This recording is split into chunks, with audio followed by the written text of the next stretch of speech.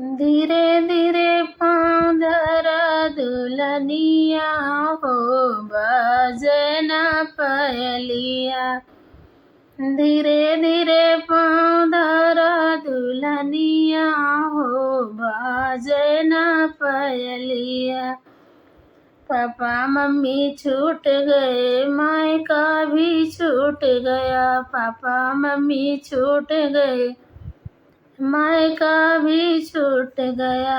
आ गईलू ससुर जी की गलिया हो, बाजना पायलिया।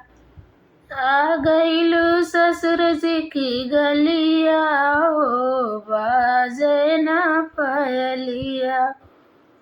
धीरे धीरे पाँव धरा दुल्हनिया हो, बाजना पायलिया। धीरे धीरे पाँव धरा दुल्हनिया हो, बाजना पायलिया।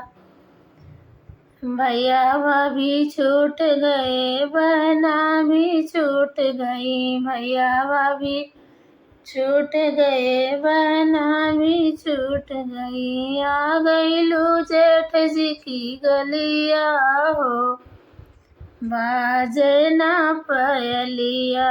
आ गईलू जेठ जी की गलिया हो, बाजना पायलिया। धीरे धीरे पाँव धरा दुल्हनिया हो, बाजना पायलिया। सखी सहेली छूट गई, घर आंगन छूट गया। सखी सहेली छूट गई, घर आंगन छूट गया।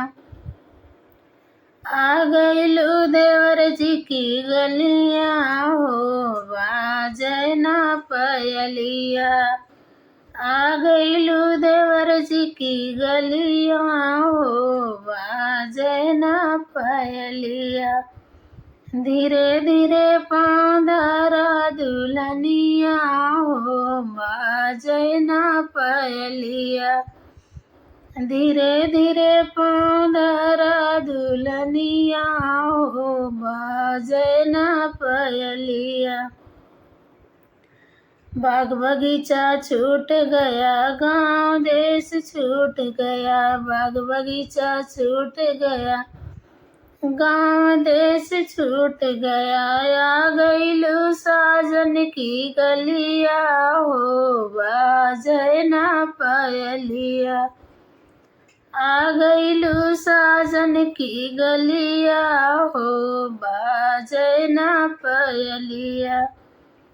धीरे धीरे पाँव धरा दुल्हनिया हो, बाजना पायलिया। धीरे धीरे पाँव धरा दुल्हनिया हो, बाजना पायलिया।